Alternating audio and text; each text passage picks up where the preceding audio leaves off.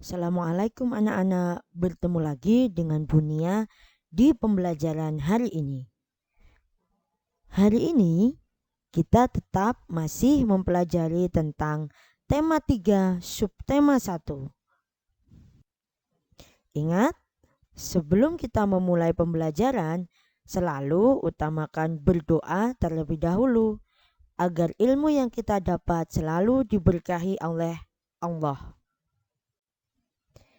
Nah, anak-anak, selalu diingat bahwa belajar itu menyenangkan. Dan jangan lupa catatlah hal-hal penting yang ada dalam video ini. Tujuan pembelajaran kita hari ini adalah: yang pertama, setelah membaca teks tentang penemuan listrik, siswa mampu menyebutkan informasi penting dari teks eksplanasi ilmiah dengan mandiri. Kedua, setelah membaca teks tentang penemuan listrik, siswa mampu mempresentasikan informasi penting dari teks eksplanasi ilmiah dengan peta pikiran secara tepat. Yang ketiga, dengan percobaan, siswa mampu mengidentifikasi rangkaian seri dan pemanfaatannya dalam kehidupan sehari-hari dengan lengkap. Yang keempat, setelah percobaan, siswa mampu menyajikan laporan tentang rangkaian seri dan penggunaannya dalam kehidupan sehari-hari dengan sistematis. Nah, anak-anak, untuk hari ini kita akan mempelajari pembelajaran ketiga. Kita telah mengetahui beberapa tokoh yang berhasil mengubah kehidupan masyarakat dunia berkat penemuannya. Lalu, siapakah tokoh penemu di bidang olahraga? Tokoh penemu di bidang olahraga adalah James Naismith. Lahir di Kanada 6 November 1861. Ia adalah penemu olahraga bola basket. Naismith saat itu ditantang mencari cara untuk menghilangkan kebosanan yang dialami murid-muridnya dalam pelajaran olahraga saat musim dingin. Terinspirasi oleh suatu permainan yang pernah ia mainkan saat kecil di Ontario, Naismith kemudian menciptakan permainan yang kemudian dikenal sebagai bola basket pada 15 Desember 1891. Nah, kalian harus mampu dalam menentukan informasi penting dari bacaan tersebut. Lalu, bagaimana langkah-langkahnya? Yang pertama, membaca setiap kalimat dalam setiap paragraf dengan cermat dan berulang. Kedua, menentukan kalimat-kalimat pokok atau penting dalam setiap paragraf. Yang ketiga, menentukan kata kunci dari setiap kalimat penting dalam setiap paragraf tersebut. Dan yang keempat, merangkum informasi menjadi kalimat yang lebih efektif dan informatif. Anak-anak, kalian nanti akan menyimpulkan teks eksplanasi. Apakah teks eksplanasi itu? Teks eksplanasi adalah teks yang dibuat untuk menjelaskan proses terjadinya suatu peristiwa atau fenomena, baik fenomena alam maupun sosial secara ilmiah. Ciri-ciri dari teks eksplanasi adalah: 1. Memuat informasi berdasarkan fakta atau faktual, sehingga informasi itu nyata. Yang kedua, berisi tentang ilmu pengetahuan.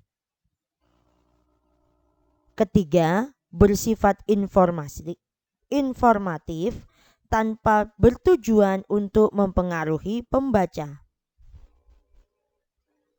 Yang keempat, memiliki struktur yang terdiri dari pernyataan umum, deretan penjelas atau eksplanasi, dan interpretasi. Nah, apakah pernyataan umum itu? Pernyataan umum merupakan gambaran awal tentang apa yang disampaikan dengan pernyataan yang bersifat umum. Yang kedua, deretan penjelas atau eksplanasi merupakan inti penjelasan yang disampaikan secara terperinci. Yang ketiga, interpretasi, yaitu berisi pandangan atau kesimpulan dari penulis. Nah, sekarang tugas kalian adalah bacalah cerita tentang listrik pengubah dunia pada pembelajaran yang terdahulu. Amati jawabanmu yang minggu kemarin, kemudian pastikan jawaban tersebut benar dan sesuai dengan isi bacaan. Tuliskan jawabanmu pada diagram berikut sesuai dengan urutan paragrafnya. Paragraf ke-1 berisi topik masalah, maka kamu perlu mencari apakah topik masalah yang ada di paragraf ke-1. Kemudian paragraf kedua berisi teks eksplanasi. Dan paragraf keempat berisi kesimpulan dan pesan pendapat pribadi penulis. Isilah di lembaran. Setelah kamu mengisi lembaran tersebut, maka jawablah pertanyaan berikut ini untuk memastikan isi tulisanmu pada diagram telah sesuai dengan isi bacaan.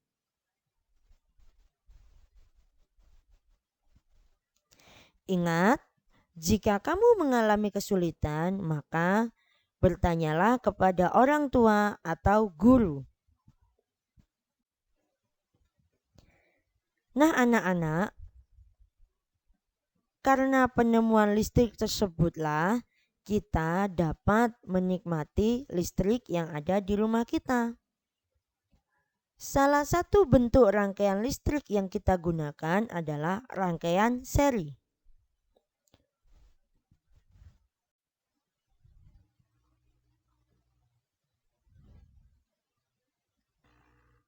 Keuntungan dari rangkaian seri adalah 1. Arus yang mengalir lebih besar. 2. Nyala lampu pertama selalu terang. Yang ketiga, hemat biaya karena kabel dan saklar yang dibutuhkan tidak terlalu banyak. Sedangkan kerugiannya, yang pertama, nyala lampu tidak sama, sehingga lampu yang pertama lebih terang dari lampu yang kedua, dan seterusnya. Yang kedua, jika salah satu lampu padam, maka lampu yang lain akan ikut padam.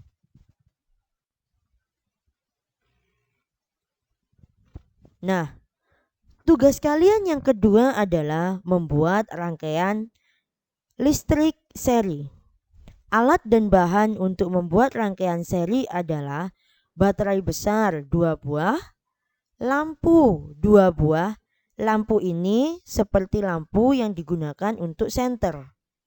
Kabel kurang lebih 1 meter, papan triplek atau karton secukupnya, gunting, lakban atau solasi hitam, pines, klip besi segitiga sebagai saklar, dan lem uhu atau kastol.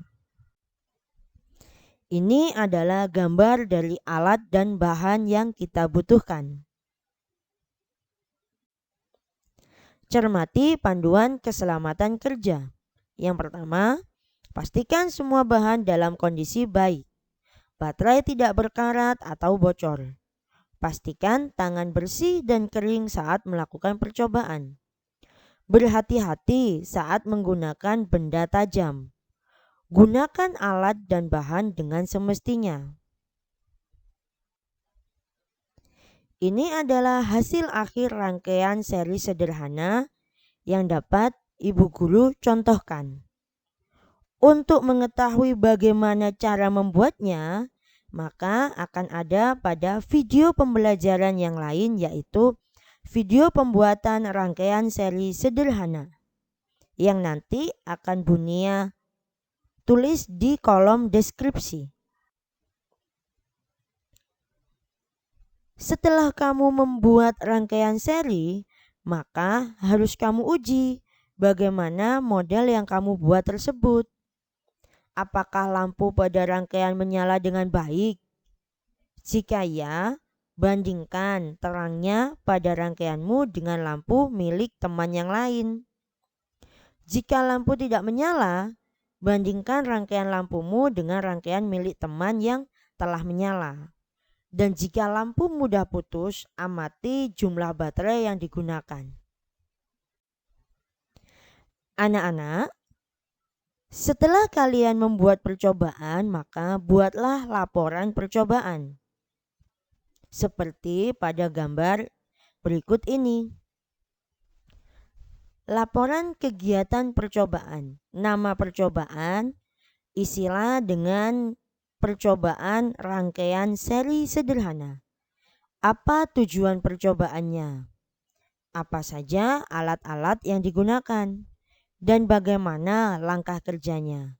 Serta jangan lupa tulis kesimpulan dari hasil percobaan kalian.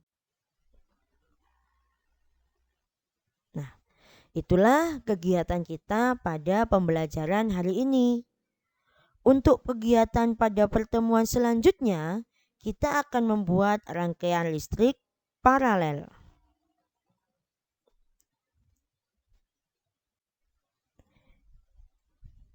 Nah, anak-anak, sampai jumpa pada pembelajaran berikutnya. Ingat, selalu belajar dengan bersungguh-sungguh, dan jika ada kesulitan, maka tanyalah kepada guru atau orang tua. Terima kasih.